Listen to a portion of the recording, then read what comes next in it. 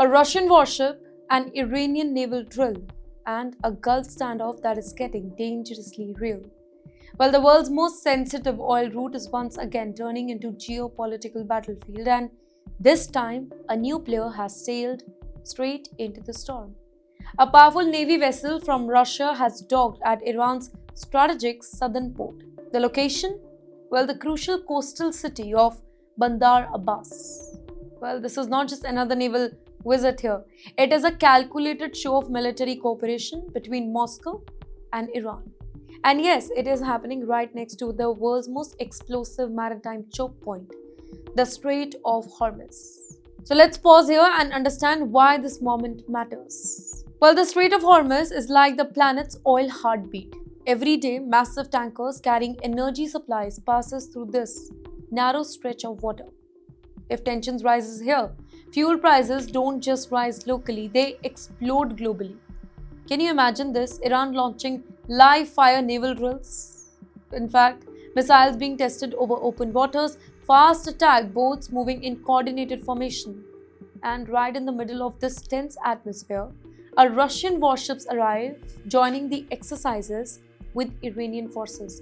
Well, this is not any routine military cooperation, it can't be. It is strategic signaling, loud enough for the entire world to hear.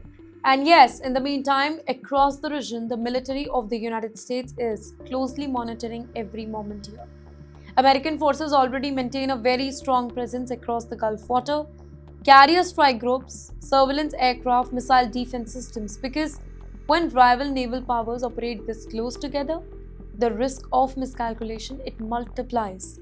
But here's where the story takes another dramatic turn. Even as warships conduct drills, diplomacy is quietly unfolding behind closed doors.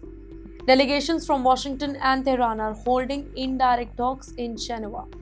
And Iran's top diplomat Abbas Araghchi has offered cautious optimism.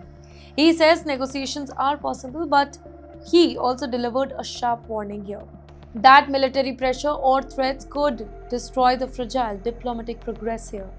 So now, two very different battles are happening at the very same time.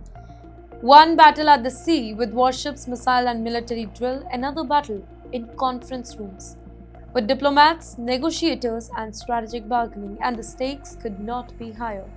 If naval tensions spiral, global trade could freeze, energy markets could crash into chaos, and regional conflict, it could spread far beyond the Gulf.